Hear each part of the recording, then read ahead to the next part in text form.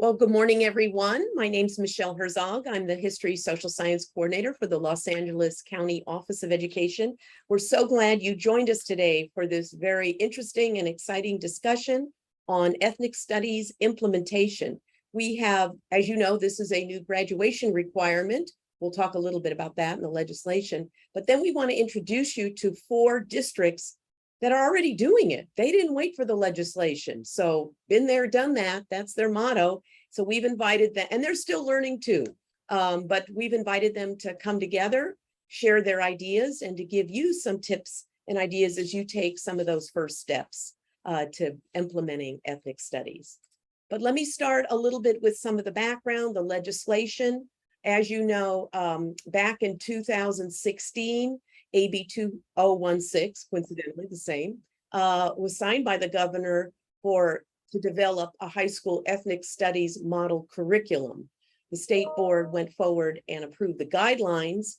There was a first draft that was written, but then later discarded a second draft. So you see between 2018 and 21, that's the big gap there. So the second draft was adopted in 2021. And also then later that year in October 8th, 2021, the governor signed legislation making California the first state to require ethnic studies as a high school graduation requirement. 2025-26 is the date when things need to be in place. And there we go now in 2021, making that the requirement. Okay, so there you go, brief background on that. So let me go into a little bit in the weeds on AB 101 and what the graduation requirement talks about. Basically, it says that subject to the course offerings of an LEA, including charter schools, a pupil can satisfy that course by any of these options. So that's good news. There's some options out there. It can be a course based on the model curriculum in ethnic studies.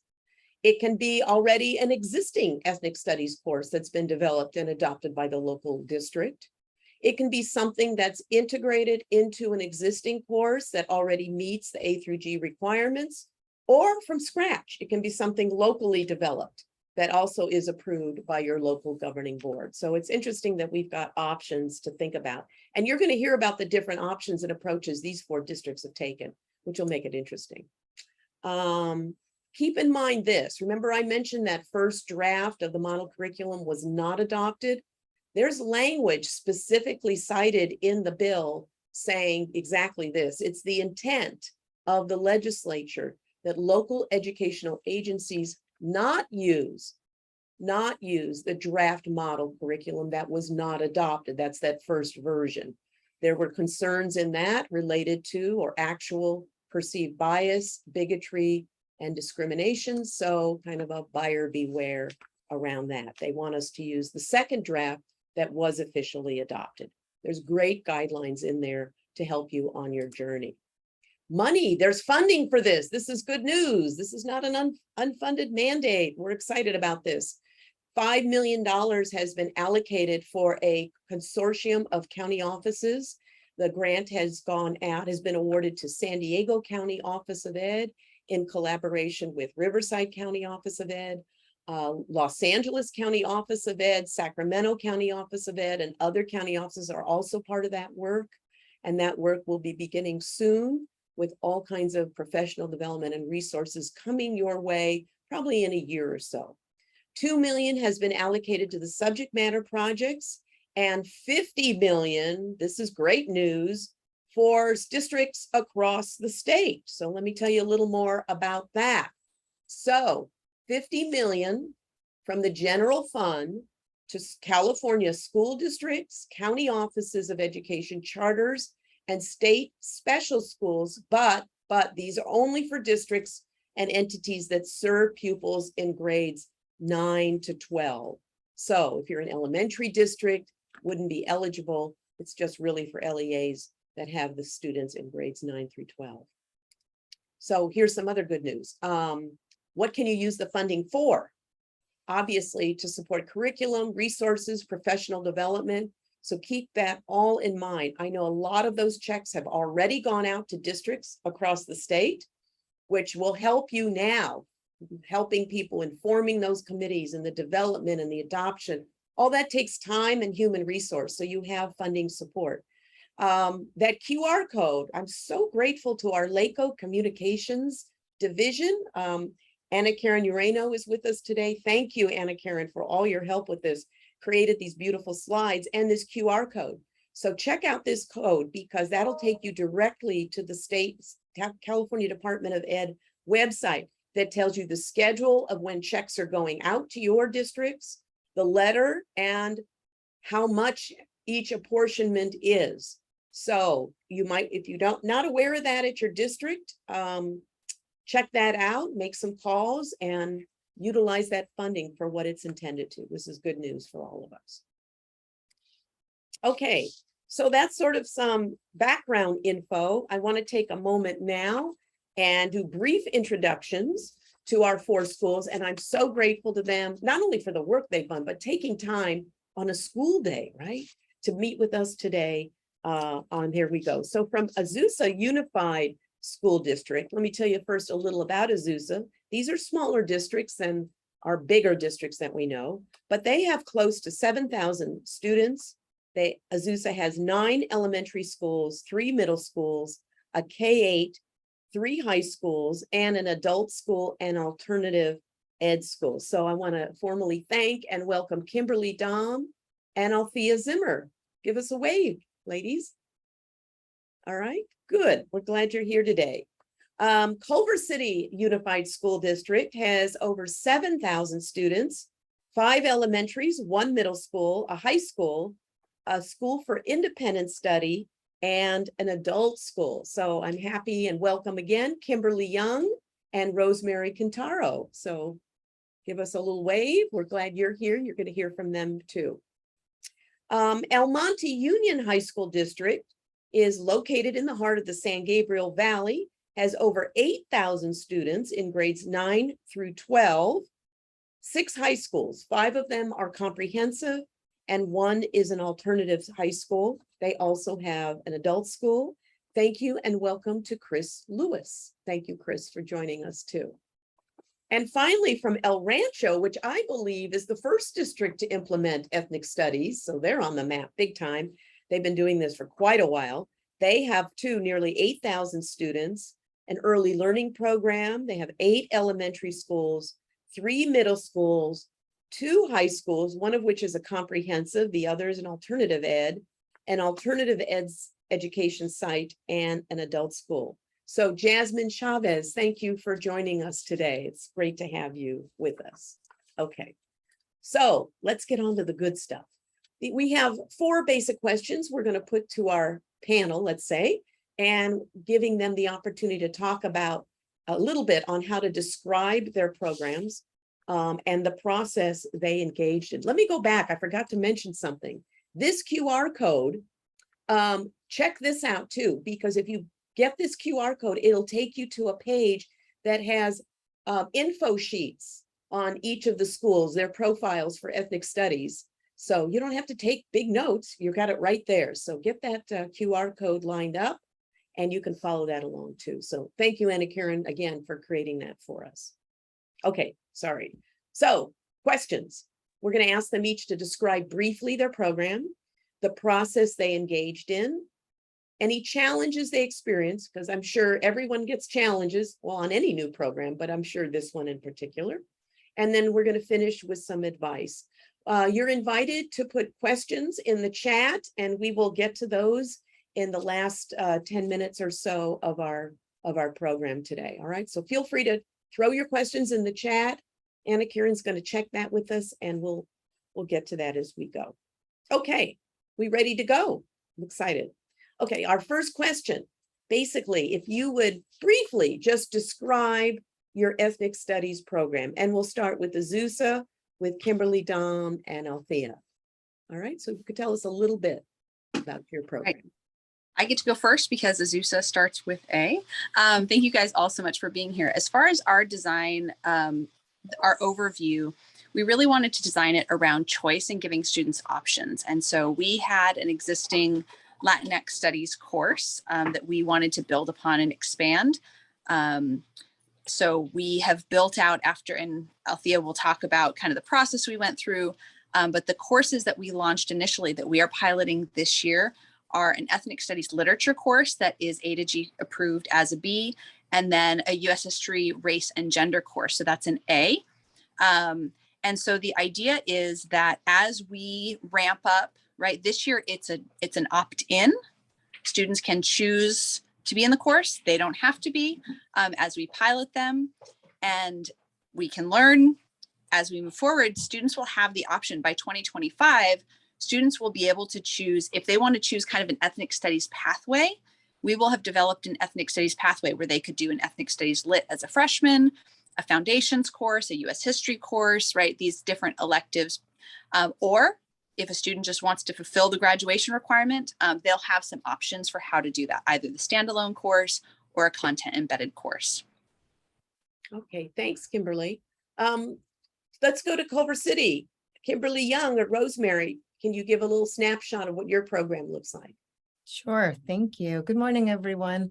So much like Azusa, we also really wanted to center and meet the needs of our student community and our families in our local community. So thinking about just like the various levels of racial literacy that our students currently have, and also the social justice kind of mindset of a lot of our students, we really wanted to build a program that students would have the option of taking as many ethnic studies courses as they would like, or enough ethnic studies courses to fill that graduation requirement. So our graduation requirement is currently for our 9th graders, and we'll talk about it a little bit later when we talk about process. But we have classes that span over 3 different disciplines. So in social science, we have a 9th grade semester-long ethnic studies course. We also have an 11th and 12th grade semester-long ethnic studies course that's paired with a gender studies class. In the English language arts world, we have 2 ethnic studies and literature courses, one at 11th grade and one at 12th grade. And then we have an arts class called Arts and Culture. We're also starting a class called Race and Sports in America that we will begin teaching hopefully next year. But we wanted to make sure that our students had, again, choice, and they could opt to take classes right now in their 9th grade year, or they could wait until perhaps they were a little bit older in 11th and 12th. Race and American sports, doesn't that sound interesting? Yeah, we'd love to see the content of that. So thank you, Kimberly. All right, Chris Lewis is here from El Monte. El Monte, you took a different tack. Tell us a little about your program. Yeah, good morning, everyone. So I am here representing a lot of the teachers who are currently teaching ethnic studies. We started a year-long elective prior to the state even having any kind of resolution. So we had already begun the idea of ethnic studies. However, our district then created a resolution that they wanted the graduation requirement, which actually started with the class of 2024. So we currently have it for 9th grade students. It's a semester course that is aligned with health. So most students take ethnic studies and health in 9th grade. And because it's a semester class, we had to make some tough decisions about what we would focus on. And we took a fairly different approach in that we're looking more at the themes of social justice and activism. So while some of the courses we looked at focused on identity groups, ours focuses more on how identity groups have participated throughout history within the civil rights movement.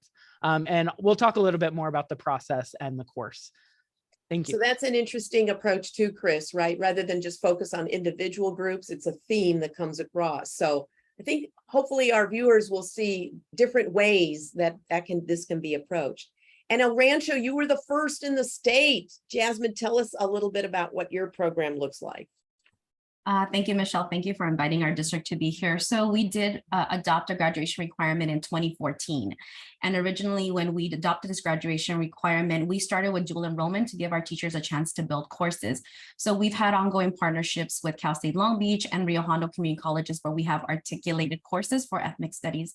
After that, we built courses, again, much like the other districts have mentioned. We didn't want them to sit in only social studies or one department. So we cover A through G, A, B, C, and F right now. We also have some other courses that come in and out, but you can find social studies courses, English courses, math courses, fine arts courses. We've tried to build a pathway so all of our students are programmed, with a few exceptions, into our ethnic studies foundations course at 9th grade. Similar to Almani, it backs up against health. It's a 1 semester A through G approved course, or it's more of a foundational course, and they learn about ethnic studies. From there, our students can go up the pathway into what we like to think of ethnic studies concentrator courses. So they can take gender and identity, they can take Chicano mural art, they can take Mexican American heritage, they can take our math course that is MI and ethnic statistics. And the goal is for it to culminate in their senior year with more of an action research course. So we've tried to make sure that it doesn't sit just in one department, but our students see it in a variety of ways. That's an interesting thing too. You know, a logical place for ethnic studies is within the social studies curriculum, but these examples can show you it can be part of English language arts, visual, all these other subject areas. So got a very interesting model. And I know Anna Karen is putting the link in the chat too, where you can pull up the descriptors for each of these. It gives you more detail. All right, thank you, everyone. All right, let's get to some of the nitty-gritty questions here. The process is really, really important in doing this work. As you can all imagine, you want it to be fair and inclusive from the get-go, right? So let's talk a little about the process. How did you get started? Who did you involve, and how did you get through all this? So let's go backwards a little. Let's go back to Jasmine. Jasmine, how'd you go about this? So in the summer 2014, our board adopted this graduation requirement. And at the time, I was a site administrator at the high school, was my first year as an admin, had just left the classroom, which was a great asset to me because I knew exactly, what our teachers were doing in the classroom. When we were tasked with creating these courses, our district was very supportive. So was our school board. They gave us time. So we knew we had a year to work with our teachers to build our courses. It was very much teacher-led and teacher-driven. We created a committee of teachers who were interested in teaching ethnic studies. We brought them in. We said, what were the courses you were passionate about? What are some things that appeal to you? What do our students need? From there, we created an application process for the courses. The teachers had to describe the course, explain how it would be aligned and receive A through G approval. The courses that were adopted to go into the writing process were vetted to make sure they didn't compete with other courses and they were truly aligned to ethnic studies. We gave each teacher 20 hours to build the courses, and this was work that was done after school on Saturdays. I was present. Our college and career counselor was there because we had to walk them through the A through G process, and our teachers were amazing. I can't tell you how big of a part they play in the success of this program. And it was great because for a lot of them, you saw that spark, that this is what I always wanted to teach. This is what I thought about when I became a teacher. So it was very powerful. From there, we've expanded. We kept the committee going. We've included field trips. We've included additional partnerships. But one of the most important parts was making sure that we supported our teachers who were really stepping up and doing something in 2014 that wasn't being done commonly around Southern California. So I'm hearing teacher-led, teacher-driven. And I'm sure the rest of you heard this too. We started with teachers who really wanted to do this. I think that's an important element here. You don't want to just throw this at someone who doesn't feel confident or inspired, right? At least to start off with this. So that's a good tip for all of us. So thank you, Jasmine. And yeah, a lot of work. I heard you say Saturdays after school. Were you able to compensate some of them, or was this all volunteered? No, we paid each teacher 20 hours to do the work. Wonderful. And then and after the first year, we would do release days for them to come in and, check in with each other and get additional support. Okay, super. Thank you. Thank you, Jasmine. Chris and Almonte, how did you get this ball rolling there? So as I mentioned, our board passed our first resolution back in 2015 to form an exploratory committee. And that committee consisted of teachers, administrators, parents, students, and we came together, I think, for close to a year, maybe two, just exploring what ethnic studies looked like in Southern California. So I'll mention El Rancho because we invited some representatives from them to come and present. We even visited their sites and did classroom observations so that we could ask questions and talk to students and teachers. And then it took a couple of years for Honestly, creating a new graduation requirement, it requires funding and teachers. So the process was stalled a little in trying to figure out how to support a completely new program. So we started by just offering a couple of electives, and those were year-long electives when they initially began, and not every site actually offered them. But we had one social studies year-long elective and one English year-long elective that focused on media studies and ethnic studies through a media studies lens. And then once those classes started, then the district or the board decided to pass the resolution for the graduation requirement. And then we had to go back to everything we had already created and figure out how is this actually going to fit into a master schedule. And we were then tasked to create a semester-long course for ninth graders so that it could go up against health. And we then brought some of the ethnic studies teachers back together to try to condense and combine from those two previous courses and figure out how to get it into a semester length course. When that class started, it was during distance learning. So our first group of students who took ethnic studies and the teachers who taught it for the first time did it entirely online. So I will be honest and say that we really developed a course that was planned to be in person, but it did not look the way that we had planned because of distance learning, which was a great learning experience. And during that year, we gave teachers extra hours and we would come back to collaborate and discuss how the class was going. And the one thing that I will mention is our course is really based around local history. We are very fortunate to have had a group of historians write a book about the greater El Monte area, looking at the history of colonialism and activism from the early 1800s to today. And that's really been the basis of our course, is how can we connect students to the cultural history of place so that they're looking at the development of ethnic studies, activism and resistance through the local history. So we're still, this is in our second year of development and we are still building and reflecting, which we'll talk about as some of our areas of growth and focus. That's great. Thanks, Chris. So what I'm hearing is a very well-rounded group of committee members, not just teachers, community, families, the whole, lots very inclusive. And what I'm also hearing is this took you some time. And I like that. I love the idea that you went and visited El Rancho and some other models. I have a feeling after this webinar, we're going to get some questions to all of you about visiting your sites. So I hope you're open to that. Because yeah, you learn best when you see that in action. And the point about this takes time is an important one.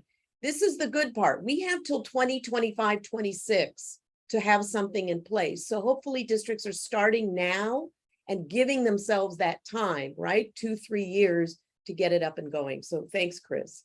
Okay, Culver City, let's hear what was your process in getting this going? And I know you worked with teachers too who were enthusiastic from the get-go. So Yes, Rosemary or Kimberly? we did. We were very fortunate to have teachers volunteer to teach ethnic studies courses. I always say that ethnic studies is a combination of head work and heart work, right? So some of this is like learning those counter narratives, learning the histories that honestly very few of us are taught in our teacher education programs. But it's also about heart and your love and your passion for students. And so we actually started bottom up, but from a little bit of a different vantage point. We've had a pre-established ethnic studies course that I've had the benefit of being able to teach for the past 5 years. It was specifically for 11th and 12th graders, A through G approved 1 semester course. And our students went to the school board and talked about just how important this class was for them and for their own learning and for their growth, and really wanted to ensure that every student at Culver City High School, our demographics were about 80% kids of color, every student would have the opportunity to take ethnic studies classes, not just students that would elect into the courses. So that was like an amazing amount of motivation to really move into the next phase, which was revising our graduation requirements. And I think Dr. Lisa Cooper, who's on the call as well, just having the support of our site administrator, helping us gather folks together. We met on Zoom after school. It was during the year of the lockdown. But just making sure that we were listening to the right people, listening to the right voices, and really always centering students and student want and student needs. So from that, we established a graduation requirement. Our school board was completely on board with expanding ethnic studies, which led us to be able to invite all of those teachers that we thought might be interested in teaching ethnic studies. We started honestly with social science teachers and then English language arts teachers, had them together in a lunch in my room in the middle of last year, and just said like, who's interested? We kind of did an overview about ethnic studies, and then really wanted to know, myself and Rosemary, who from our department would be interested in stepping into this role of developing courses, of thinking about all of the different logistics that it would mean and all of the work that it would take, because let's not pretend like this isn't a lot of work. It is an immense amount of work, but it is really important, essential work. And like the benefits are just vast. And we can talk all about that at another time. But really, we went from just that one semester-long ethnic studies course in 11 and 12 to now being able to offer 5 courses. We serve hundreds of students, and really always coming back and centering the students. We're in year 1, so we're kind of building right now. We'll be able to stop, pause, and reflect. But in order to make sure that our teachers were ready to teach these courses, we set up a teacher inquiry group, and we were fortunate. We had an outside facilitator that I had worked with because I taught ethnic studies prior up in Oakland Unified, and she was an ethnic studies teacher there. She now lives down here. We worked with her to help train some of our teachers to learn those counter narratives. What books do we need to read? And the district really supported us through funding all of this work that was taking place outside of our contracted day. We met over summer. We built classes collaboratively. We're doing all of the really important work, the work that we know is really going to benefit our students and their deep understanding of ethnic studies. Oh, that's great. Moving forward. Kimberly. So I love that. It's head work and heart work. I think we'd all agree with that. And I'm hearing a common theme, working bottom up with teachers who really are invested in this and want to do this, who wanted to do it, but also having that support at the leadership level. All of these districts have board resolutions. They have their administration on board. So a great combination. Okay, Azusa, I think you're fairly new to this work. Tell us a little bit about your process. Kimberly and Ralphia. Hi, thank you so much for having us. So yeah, I feel like listening to Jasmine and Kimberly, it feels like very familiar what I'm hearing from them as well. You know, I feel like Kimberly and I had been talking about this, and we had almost a perfect storm take place right around the time that this was, you know, approved by the state. And that I had been brought in as an HSS TOSA when we hadn't had one in the past. And it was something that I was keeping my eye on in addition to the SSCE. And I thought of it as, wow, reading through what the requirements were, like the toolkit, I was like, this is perfect. Like, and so I was really interested in it and keep my eye on it. And then we also had a board member that was very passionate, our assistant superintendent at the time, very passionate. So as we were talking about it, you know, we didn't have to go and sort of sell this. It was already something that, you know, our district was really behind and really ready to move forward with and promote. And like everybody here, yes, we have the great pleasure of working for a district that really believes in the idea of opting into this for our teachers and not forcing teachers into teaching something like this, but you know, who wants to be involved? Who wants to, you know, get in at the ground level and really get into this and build it and take ownership of it? Because as was said earlier, it's a tremendous, tremendous amount of work. So I feel very fortunate that we were all in the right place at the right time to bring this forward. As far as the rest of our process, we brought in consultants once we had an identified cohort of teachers, and that work started in the summer. And there were 3 days of foundational type pieces that we went through, you know, like was said, what is ethnic studies? What is it? What is it not? Right. And so we went through that process, and then there were another 7 full days of the teachers all together. After that, they were split into the content areas. We had, I should go back, we had HSS teachers and ELA teachers, and we also did bring in counselor.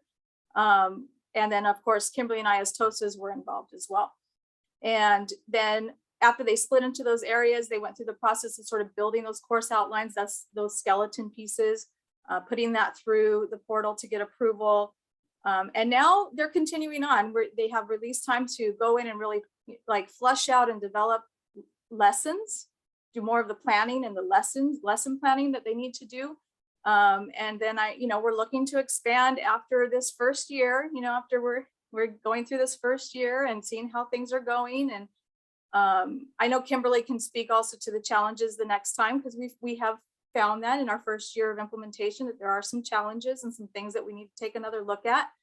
But the teachers are so passionate and so bonded through this experience. When you go through the training together, you really get bonded through this process. And I think that was so important, because this is hard work and they have each other's back in this work as a result of that. And, I'm really happy with the way that our district has started to roll this out, and looking forward to what we're going to see in the future. I was so happy to hear what Kimberly said as well. Kimberly Young, I hope that, we can connect, because my Kimberly and myself, we have talked about how can we, look at sports, right? We found that to be so interesting. So that's where we're at in the process. We're brand new, first year, looking to expand, moving forward. I should just briefly mention the kids. We did also do a little bit different process. We sent out a form, looked for some interest, were the kids interested in taking it, how many, and the kids responded like tremendously to the idea of these courses. They were ready to go. They were very interested, and that was very encouraging. I'm fascinated that you reached out for student voice. That's wonderful. So all those voices were heard. And I don't know about you, I'm hearing this common thread, teachers, bringing in teachers who are passionate, who care about this, are in it for the long haul. And what you mentioned, Althea, it seems to have created a real community of trust, community of learning, all those things we want at a school. And I'm sure it's impacted the culture of your teaching environment and your faculty too. So very interesting effect of what you're going through. All right, so thank you all very much. So let's go to our next question. Yes, you all said this is hard work. This is long work. Everything these days seems to be controversial and sensitive and politically polarized. And I don't know of any area or community that isn't facing some of that, questions at the very least, or maybe some even big challenges, big or small. So let's talk, let's get real here. Let's talk about some of the challenges that you faced and maybe briefly how you affected it. So we'll go back to Azusa. So I don't know if Kimberly, Dom, or Althea want to talk a little bit about that. Yeah, so I think, one of the things that you are hearing is it's a heavy lift. There are people, and I would argue there are people in every district who have a passion for this, who want to do the heart work and the head work. But then they get in it and they realize that it's still hard work. And so I think just finding that time, as Althea mentioned, we had all of our teachers, before we even started talking about the course design, go through 10 days of professional learning together. And that cohort of teachers that's the cohort that developed these 2 new courses together. We broke them into the content groups. So the time, coming out of COVID, COVID, I would say, paused ours. But one of the challenges that will continue to be a challenge, right? It's hard to find the time to do the work. And our teachers, and I heard Jasmine say the same thing, right? Well, if we can't meet here, can we meet on a Saturday? We have a holiday, and we met over Christmas break. We met Valentine's Day, which was our president's, whatever. But that came from the teachers. Oh, wow. That was not us saying we need to meet. That came from the teachers saying, we want to do this. We want to launch this.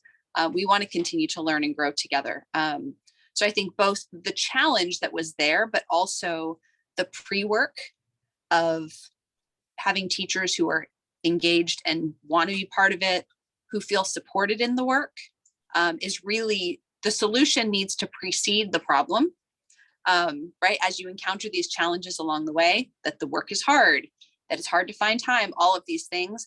When you have people who are passionate about the work, they will be your solution, right? They will find that way. They'll get a course written in 20 hours. Jasmine, that's amazing. I would say the other challenge, couple other challenges. One, we, as Althea mentioned, there was strong board support, assistant soup support. We went from professional learning in August of 2021 to course launch in August of 2022. I don't recommend that. It was very quick. For our next round, we're slowing it down.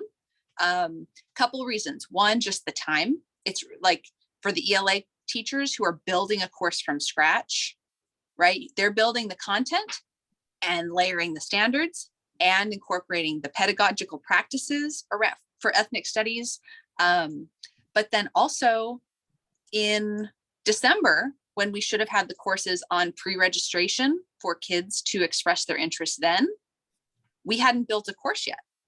So it wasn't on pre-registration. So then we were trying to, see which students wanted to be in. It caused a little bit of challenge in master scheduling that not all the kids who I think would have wanted to take the courses this year really had that opportunity. Right, so going slow, making sure that your stakeholders are all part of that. I think the faster you try to go at this work, the more challenges you are going to encounter because you're not taking that time to be methodical and think about all of the different moving parts and pieces. And then I think the other piece is just thinking in terms of if you are going to continue the layering. We heard Chris talk about that and a couple other of the districts talking about bringing people back together, right? This is not one and done work. And so we are hoping to launch additional courses in other A to G areas, but that initial layer is not done yet, right? Our ELA and our history courses, how are we bringing them back for reflection, for course revision, to learn, right? Almost developing an ethnic studies department in addition to their own department ties. And so just making sure that right, the challenge has been supporting everyone with ongoing support and layered support. And so just anticipating that and planning for that. Okay, great. So I heard time is always a challenge. I don't know how any of you did this work, especially over COVID with lockdown. We know people were stressed to the limit just teaching kids online, but boy, there must have been a real passion and interest for them to dedicate extra time for that. So thank you for sharing that. Culver City, some of the challenges, what would you say were the biggest challenges you face there, Kimberly or Rosemary? So I'll jump in here. Hi, I'm Rosemary, and Kimberly, thank you for sharing all that you just shared. A lot of that really resonates with some of the challenges that we have faced also as we have officially jumped in and are in our first year of rolling out some of our courses. I think Kim and I have also talked about the fact that our teachers are really passionate and they volunteered to be here and also put in a lot of time to prepare and be here as they are rolling out our courses. But there's also, we're starting to see some of the gaps that we need to work with now, right?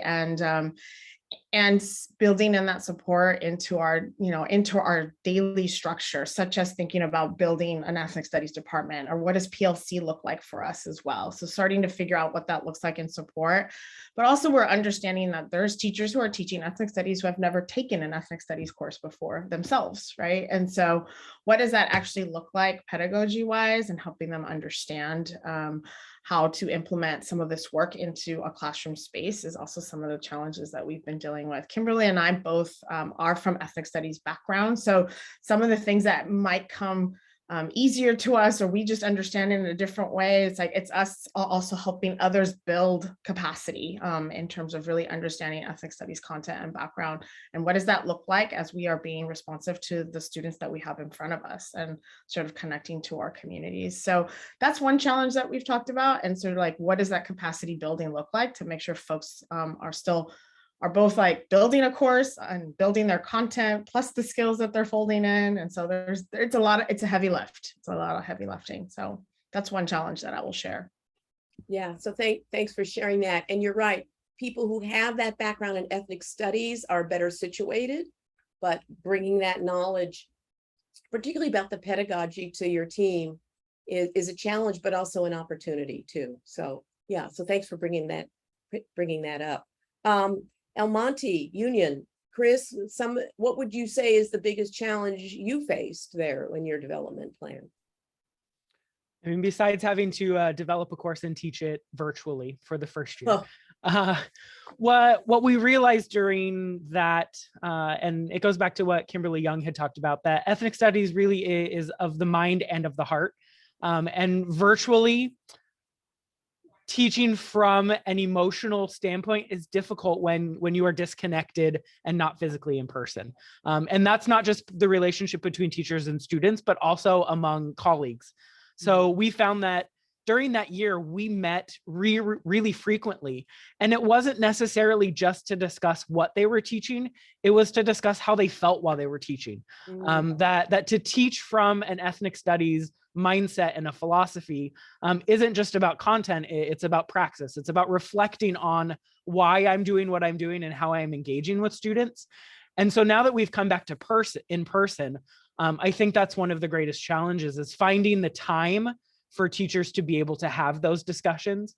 And it makes it even more challenging when in a district where we have 5 high schools, that my high school, we only have one teacher who is teaching ethnic studies. So they really don't have anybody to collaborate with on campus.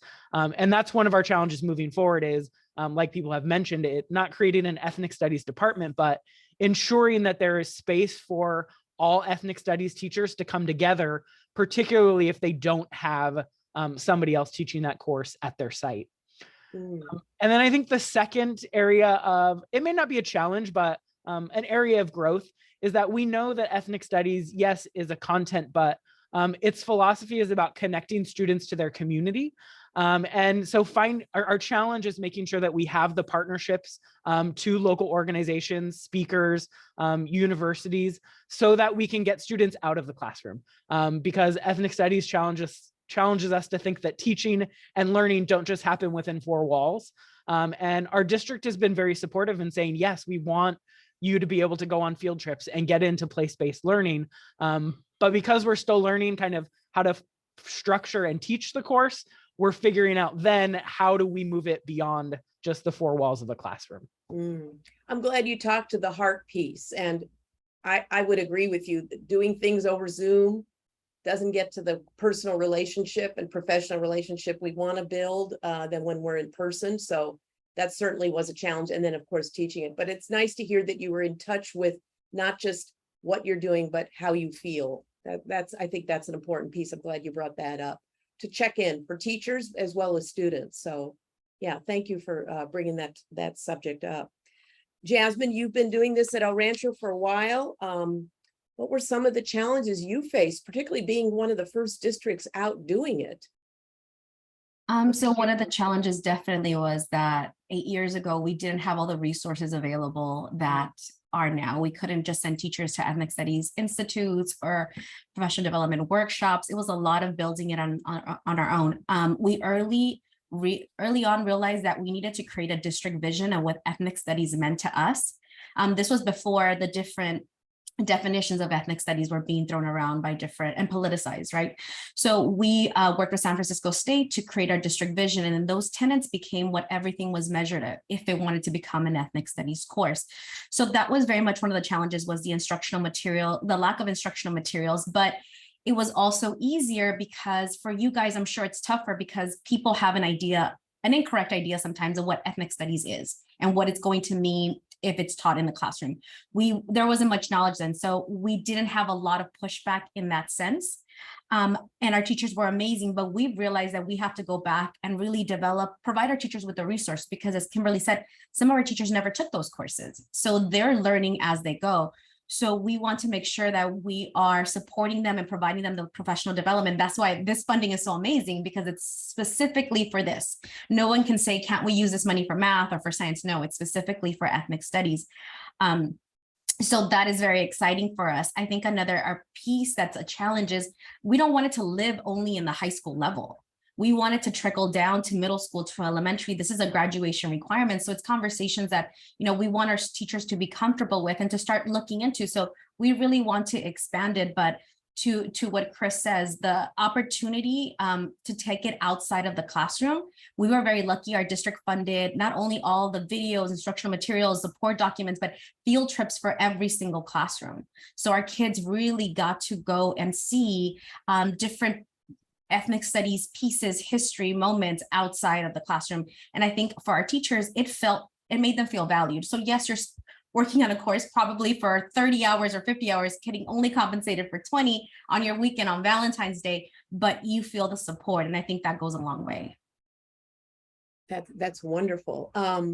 So yeah, so interesting how you said there were no real resources. You got to kind of build it from scratch, which brings something up in my mind. You know, now that the word is out there, I suspect there's going to be a lot of resources popping up and knocking on district doors. Adopt me, buy me, buy me. So what we're saying here at LACO is go slowly, be cautious, be hypersensitive to some of the language information that's being presented, either intentionally or unintentionally. You want to have a real keen eye. So I think you're all right. Having folks that are steeped in ethnic studies to really develop that lens is going to be really critical, because I think there's going to be a glut of things coming out, and you want to make smart decisions around that. So that's interesting. So I'm going to throw something out, because everything seems so politically charged now, and because we're hearing this too from a lot of districts, push back, board resolutions that are getting introduced and people coming and having concerns about some of that. I just want to ask out loud, because I'm sure a lot of people are thinking, have any of you gotten any political pushback or controversies from the public? And how might you have addressed that? Or how would you recommend that people address some of the concerns that maybe they didn't come up for you, but they are popping up in some areas? So I'll just open it up to anyone. We did receive, it wasn't widespread, but we did have some pushback. And in most situations, it was having that conversation with the parent, the caregiver, and explaining what it was. And it was a lot of, well, I've heard this, I've heard that. Tell me a little bit more about it. So when we had the conversations, we never had a student pulled from the class. We never had a parent that said we refuse to comply with this graduation requirement. We had parents that voiced some concerns. Again, our teachers are phenomenal, and they were able to explain. They invited parents, come sit in the class. Come hear what the students are hearing. We actually had parents that requested parent classes on ethnic studies for them, so they could learn a little bit more. I think one of the important pieces is sometimes your teacher will get that concern or that pushback, but sometimes it'll be your administrator, sometimes it'll be a district, making sure that all those people know what ethnic studies is and can speak to it, and it can speak to your district's vision, because there will be a lot of miscommunication and incorrect information that might be shared. So it's important that whoever's speaking to the community and reaching the parent really understands what ethnic studies is at your district. Okay, thank you. Thanks for sharing that. Kimberly Young at Covert. Thank you. I just wanted to jump in and really echo a lot of what Jasmine just shared, because one thing that I think is really important is controlling the narrative, right? So when you have folks who know ethnic studies, it's really easy to talk about what ethnic studies is and what ethnic studies isn't. And that's a really important piece, because as you know, the narrative can be taken all kinds of different ways. And so meeting with, like, our administrators sat with us and learned about ethnic studies with all of the teachers. And that was an essential step, right? This isn't just something that they signed off on and said, okay, you all can go do that now, we'll pay you for that. No, they sat, they learned, they engaged in conversation with us. And Rosemary and I went and spoke with the counselors, because counselors are really in charge of programming students into classes. So making sure that counselors could speak to ethnic studies and what ethnic studies were, just to think about like all of the ways in which we wanted to be able to communicate with our parents, with our parent groups. We also met with community organizations. We have an equity and advisory council in Culver City. We went and presented there. We presented at the board. So I think that we have very much a culture in our ethnic studies PLC, or in our teacher inquiry group, of like, the door is always open. Please come in and engage with us. We would love to tell you, we would love to show you, and we'd love to let the students do that talking for the course, for the class. And as long as you're, when you're centering students, when you're thinking about local histories, when you are engaged in really rigorous critical thinking with students, I feel like that is something that's really hard for communities to not want to support. So I'm hearing clear communication, expert messaging, getting information out. One more comment. Althea, did you want to jump in here? I'm just gonna, I mean, I would just echo exactly what I just heard from Kimberly Young, and that, you know, I feel like we could have done a little bit more in terms of reaching out, obviously, to administration.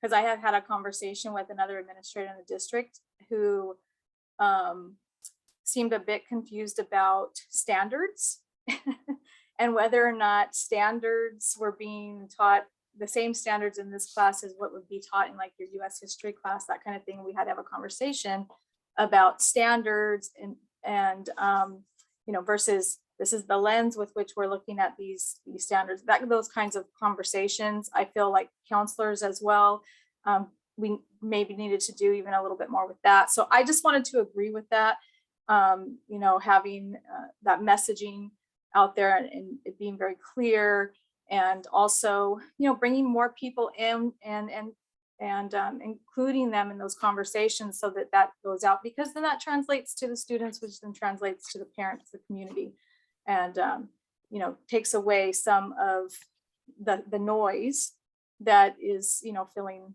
the airwaves right now. Yeah, I agree. And yeah, I like the idea of bringing the counselors in too. So thanks, Althea.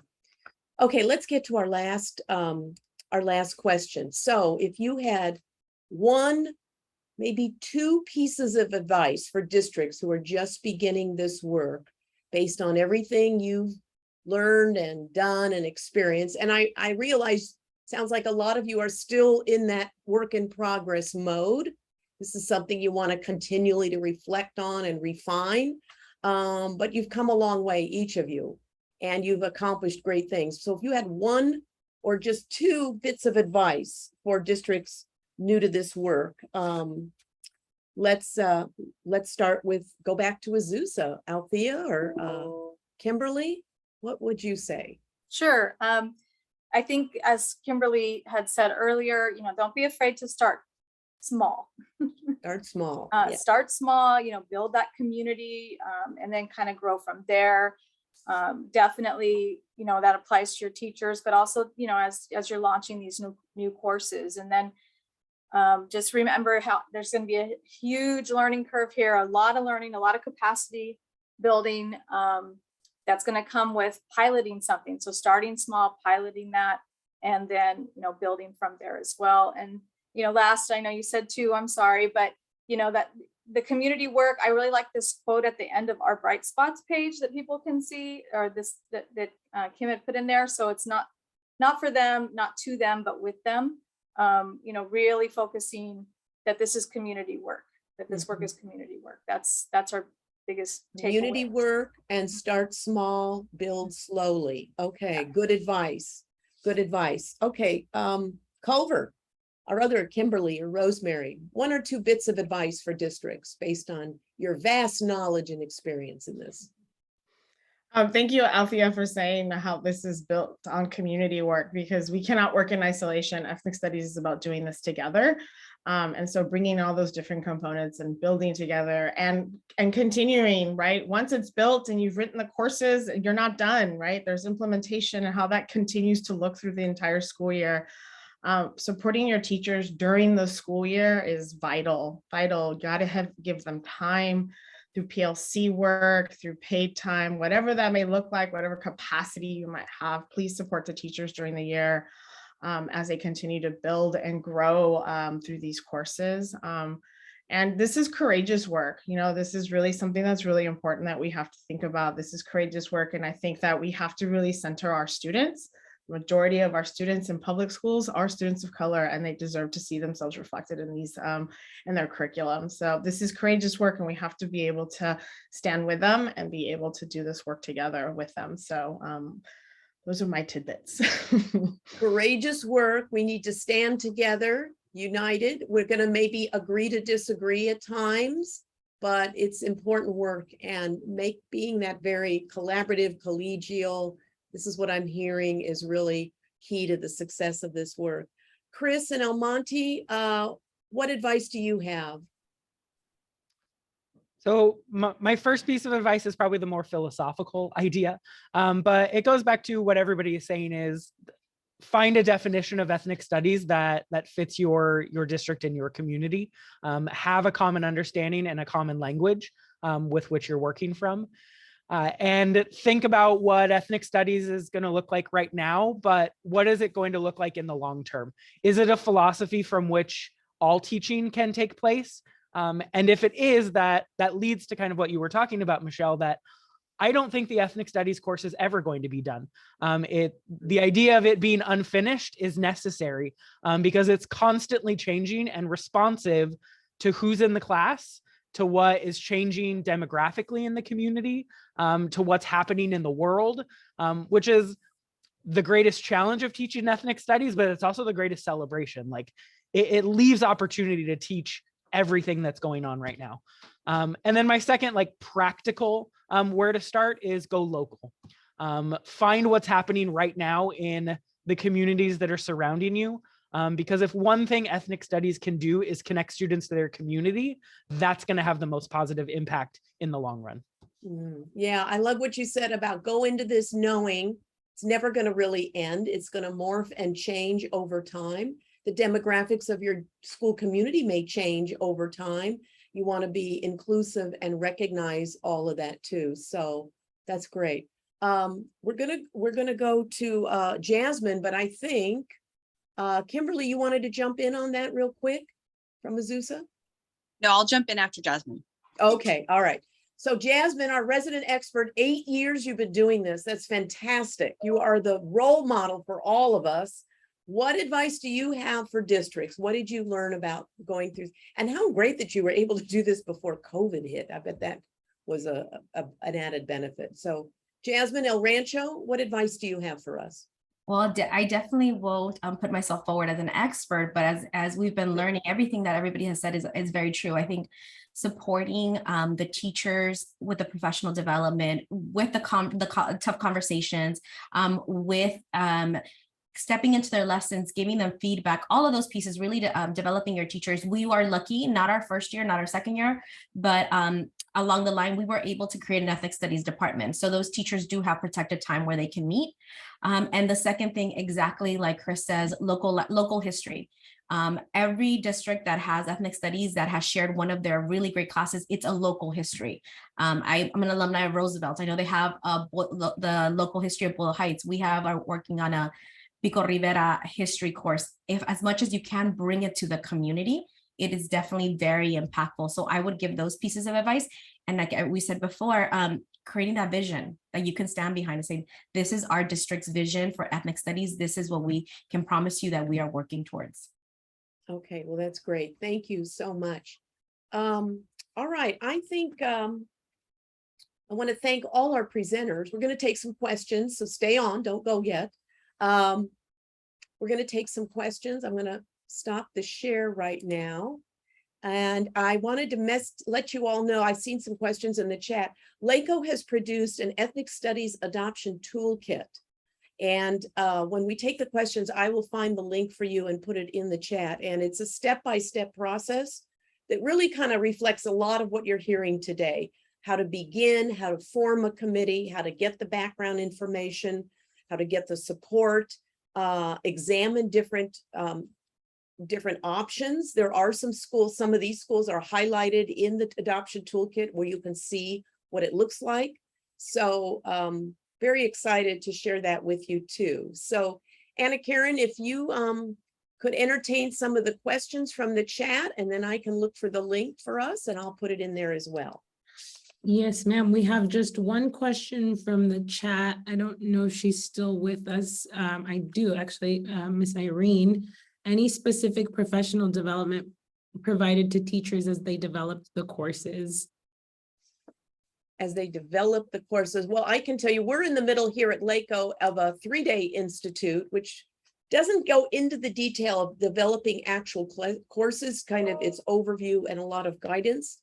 But that grant I know that was issued to San Diego County Office of Ed and the other county as a consortium project will come out with more detailed work, particularly on content of courses, but it'll be a year or so. Chris, do you want to respond to that as well? I can highlight, well, during COVID during distance learning. The California History Projects organized grade level groups, and one was about ethnic studies, and it was like a lifesaver for many of our teachers because it allowed ethnic studies teachers from across the state to come together virtually.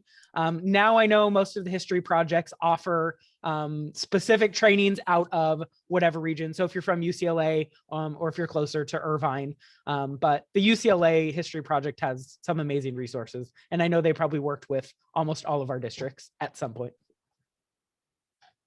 Great, thanks for sharing that. All right, here's the link to the adoption toolkit. This is free, available. It's modeled after the toolkits that were developed by the County Office Networks for History Social Science. And it's a step-by-step. So yeah, feel free to use this. You're going to see a lot of the things that they talked about. All right, do we have any other questions for any of the individual schools or something you'd like to talk about? On the professional development piece, one of the things that we are talking about is like, what is the, and Kimberly and Rosemary were talking about this as well, like a lot of teachers don't have this background. So starting to think about what is the capacity building, what is your plan as a district for the capacity building for those who are going to teach the course, right? Right now we have a few teachers, they're trained English teachers. Does that mean that if we hand the course curriculum to another teacher who's a certified English teacher, that we just say we hand them the course and go, because that the capacities to lead those hard conversations haven't been developed. Like you can't just hand that course outline to someone else. So our current approach, we are working with some consultants who were leading that professional learning, those 10 days of professional learning. And our current plan, and so far we have the support of the district, is that almost teachers have to be certified to do both. Right? So if it's a history teacher who wants to teach the ethnic studies history course, they need to go through that professional learning. And that would kind of spread out so that we're not just saying, oh, okay, here's the art, let's say the art, we have an art course gets developed over time, and then we have a new art teacher. Well, you can't just bring the new art teacher in and be like, well, this is the course you're teaching, and expect it to be done with the pedagogical and the community lenses that really are central to ethnic studies as a community building and a community sourced learning. So just thinking about that, right? For us, I'm so grateful that we have these consultants who come in, because I don't have a background in collegiate level ethnic studies study. I didn't feel like I had the capacity to lead that. So for us, having partnering with someone who was an expert in that area was great. If you have people in your district, they could develop that. But thinking about what that training and that capacity building is going to be before you let someone, here's your course outline, you're teaching this course now. And to piggyback real quick, because I see the other hands on it, but just from Azusa's perspective, like Michelle, when you were speaking earlier, a little bit of the cautionary thing, if there are people out there that don't have that as their basis, their philosophy to bring to your district, I would be cautious about that, because the consultants that we worked with were very insistent upon those foundational pieces. And that if you could not participate in those pieces, then you couldn't necessarily move forward with the rest of the professional development. So just as you're looking to, maybe some of the districts are looking towards that same model that we had, just to consider that when you're looking at who you want to bring into your district as well. Yeah, those are all good points. We can't assume that everyone is in ethnic studies has that background. One thing we're hearing a lot about is the importance of making sure all teachers have gone through some type of implicit bias training to recognize their own implicit bias, but even how to recognize it in materials, in curriculum and in projects, right? That's an important piece. Culturally respective pedagogy, right? Culturally responsive pedagogy. LACO has a number of trainings we offer there. I also attached a flyer. You talked about content. We are hosting one-day seminar series that focuses on different groups to go deep into content. We have one coming up in October on Chicana Latina studies. We have one on Native American studies, African American studies, and Asian Pacific Islander studies. These are one day in different museums and locales. They're all in LA County. You're all welcome to come and register, whether you're in LA County or not. Brianna, you can drive out again from Oxnard. I hope you can. So keep that in mind. And Chris, I want to thank you for putting your course outline in there that goes along with your Bright Spot informational sheet. So it's interesting to see. Do we have any other questions or comments before we wrap up? I just wanted to jump in. I don't see any other questions in the chat. So I want to talk really quickly about just what we did in Culver for professional development. And one thing is really knowing the professors at the local universities and bringing them in. Yes. So we were fortunate enough to have a number of professors that actually live in Culver City, but we were able to bring them in because we did a 3-day kind of institute for our teachers. So that was one of the definite highlights was we had Professor Lytle Hernandez come in and sit with us and talk about her new text, Bad Mexicans, and specifically about how we could adopt that into our classes, how we could utilize that in our classes. And that is an art sometimes for professors in higher ed because they're so busy with the research, but it's like, how could this be applicable for us in our K-12 setting? That was one really important piece. Another really important piece is having a webinar like this. It was on Zoom, but with experienced ethnic studies teachers, because we knew that our teachers had never taken ethnic studies courses. And yes, they were excited to do this, but there was a little bit of hesitation, a little bit of trepidation there. And so to sit and talk to experienced ethnic studies teachers, practitioners in the classroom is really, really important as well. So having those kind of learning opportunities. And then the third thing, because yes, we had an outside facilitator, but we don't have a consultant necessarily, but we had a shared text that we read together and worked through the chapters, and Rosemary and I would facilitate chapters together, just so that we would have a shared basis of knowledge and understanding that we could then move together with as we're kind of working through our teacher inquiry group, and then being open and flexible. What are the needs of those teachers? And how, when we're coming together for now our lunch meetings or our little PLC times, how are we being responsive to the needs of the teachers with things that are coming up on a daily basis? I think is also really important to think about as we're building capacity. Okay, great. Thanks, Kimberly. And we have another Kimberly. Kimberly, let's see. Kimberly Lewis. Kimberly Where are Lewis you? with Tell us where you're from. And Fresno Unified School District. Thank you. I hope you guys can hear me. I was having some tech issues today. I'm excited to be in space with you all, and I don't know if you're open to sharing. I wrote someone's name down. I think Kimberly, is it Durham? There's another Kimberly on here. I think it's there's Durham. one from Azusa and then from Culver City. Those are our presenters. DAHM. So yes. If you would share your consultants, I don't know if you're open. I am looking for consultants to support. We are the 3rd largest district, and I believe we're moving. So it was good to hear that we're doing some similar engagements with our teachers and leaders. We have a cohort right now of about 30 teachers who are getting their, they're going through a 10-day cohort with foundational training first, and then curriculum development will be the second half of our cohort. And then we have about 19 teachers receiving their certificate in ethnic studies funded through our school district. So that is part of our PLC plan right now, as well as professional learning. We have a district-wide PLC that we hold on Tuesdays, but I'm just thinking of all the layers of support we're providing. It can be overwhelming. So does anyone, and this, if you have this, I'm thinking and envisioning more of like a process map. So thanks for sharing the layout that LA County has. I'm going to look into that. I got a couple of other questions if anyone can put in the chat, or if you've been asked these questions. But one question I've been asked is, what about the crossover with race and social justice and ethnic studies? So I'm getting questions about that. I'm not the race and social justice expert, but that's just a question that I'm getting about. How will ethnic studies, it's really coming more from our history and social science teachers. And in our district, we do require that you have a history social science credential to teach ethnic studies. That's for Fresno Unified.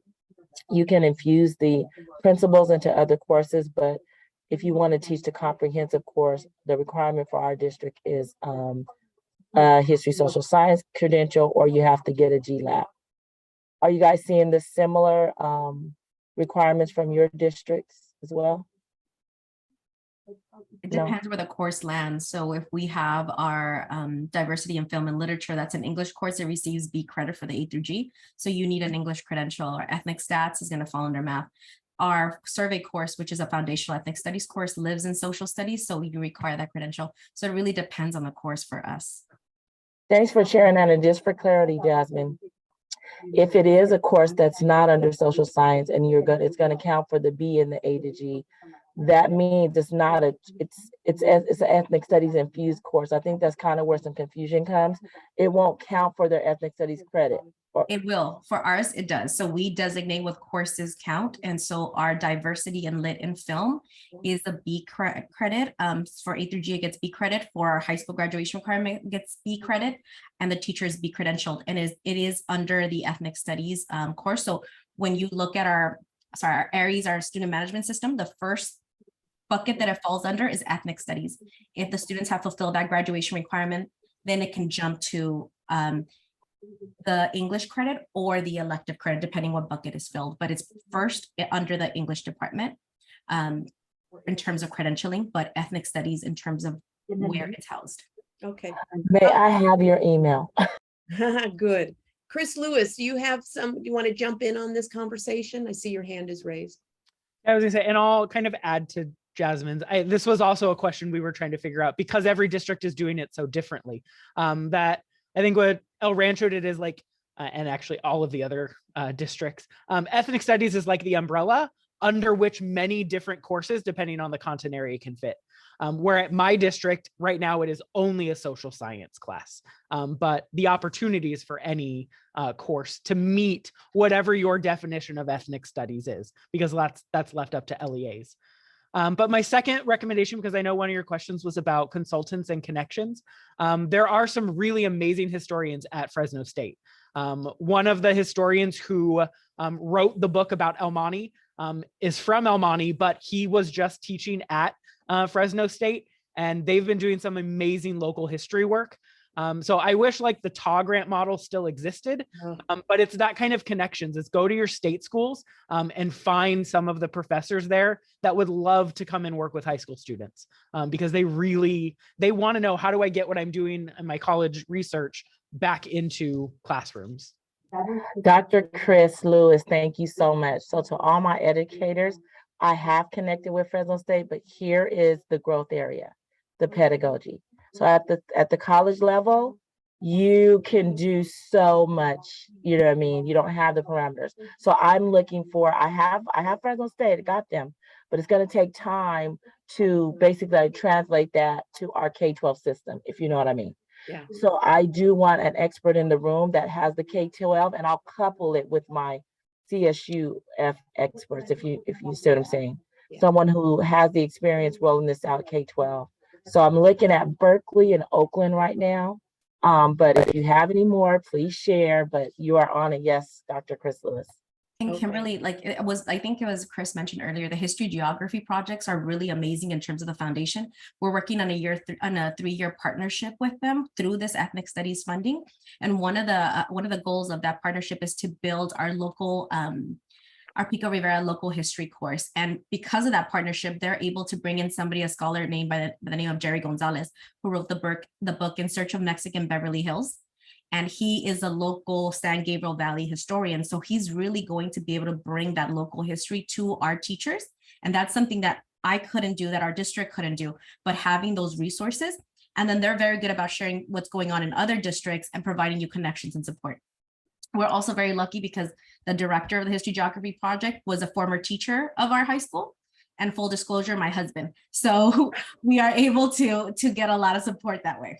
Use all your connections, whatever you need to do. There you go. There you go. And I'll just throw in too, you brought up the social justice issue. You know, civic engagement should be a part of your ethnic studies program as well. They talk about it a lot within the model curriculum about one of the many outcomes is to create civically engaged citizens of young people. So they're looking at issues of the past, but they're, of course, all know and realize many of these issues exist today. How do we equip young people with the knowledge and skills to engage with civic institutions to make that change, to go to city council, to go to school boards, to write to legislators, write to Congress, go to Congress, is a critical piece. The foundational piece, I'm glad that came up in the conversation. That's huge. I added a flyer in here of our equity and access division here at LACO. It's a whole listing of the types of trainings that they are providing around cultural proficient pedagogy, implicit bias, equity. So it ties, this of course ties to equity issues, but of course steeped very much in content as well. So I think we're gonna have to wrap up now. We are, as I mentioned, this is a recorded webinar. We will post and make it available for you, and you have all the connections to our speakers in the Bright Spot forms that you have if you want to reach out to them by email or phone. I'm sure they'd be open to answering questions or maybe even hosting some visits if you want to come in and see. So I'm excited myself to go to these schools and see what they're doing. You saw a real variety, didn't you? You saw a thematic approach like at El Monte. You saw standalone courses. You saw integrated courses, lots of options out there. And that's what we wanted to highlight for you. There's different ways of going at this, and let's be a resource to each other and help each other out. I want to thank Anna Karen. Thank you for all your help behind the scenes. Hey, we know it's all about the people behind the scenes that lift us up and make us look good. So thank you so much to her and her team. My own LACO leadership led by Dr. Deborah Duardo, Mr. Ruben Valles, our Chief Academic Officer, our Deputy Superintendent, Dr. Poulin, and of course, my immediate directors, Danielle Mitchell and Jessica Conkle, all terrific supporters in this work. Keeps me going, keeps us being able to provide all of this to you. And thank you for joining us, and special thanks to our presenters. Bravo! Let's give them a hand for the work they've done and are continuing to do and sharing all that great knowledge with us. We truly, truly appreciate you, the heart and the head of the work that we're all moving forward to do.